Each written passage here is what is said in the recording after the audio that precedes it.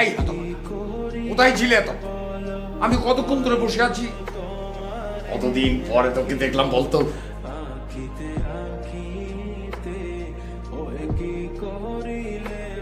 হাবার মতো তাকিয়েছিস কেন? আমার হাতে সন্ধিবেদ নেই, অঙ্গ পারিস না বলে তোর পিঠে দু কাপ বসিয়ে দেবো না। কি করে যে টেনে টুনে 33 পেয়েছিলি আজ আমার ভাবতে অবাক লাগে। এত বড় গাধা, এখন তুই সেক্রেটারি। আসলে ব্যাপারটা কি জানিস, সব হচ্ছে অদৃষ্ট। যার ভাগ্যে যা লেখা আছে তাই হবে।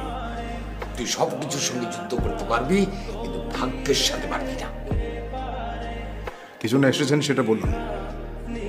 ভালো কথা মনে করেছিস। আমার নিমাই ইকোনমিক্সে মাস্টার্স করে 2 বছর বসে আছে।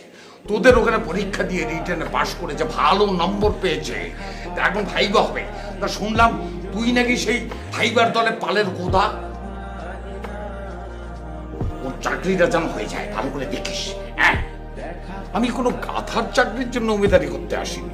আমার নিমাই মোস্ট ট্যালেন্টেড বয়। ওর চাকরিটা হয়ে গেলে আমার সংসারটা বেঁচে যায়। এই বয়সে আমাকে আর বাড়ি বাড়ি গিয়ে টিউশনই করতে হয় না। আমার দিবালিরও বিয়ের কথা হচ্ছে।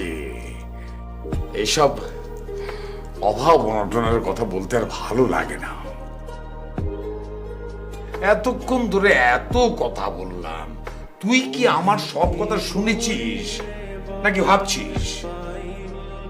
ভাবছি আজ থেকে 34 বছর আগে দামপাড়া স্কুলে আমি আপনাকে যেখানে রেখে এসেছিলাম আপনি ঠিক সেখানেই আছেন। তাই তো থাকবো রে। Teaching is a noble profession, ওটা ছাড়তে নেই। লোকে বলে প্রাইমারি স্কুলে বেশি দিন শিক্ষকতা করলে বুদ্ধি নাশ হয়।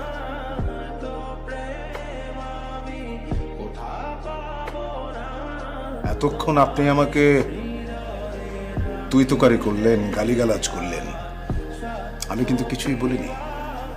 অন্য কেউ হলে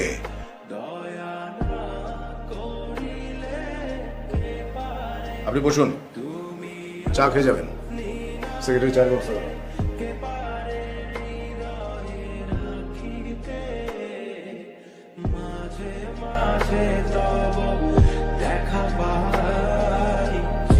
সরি স্যার।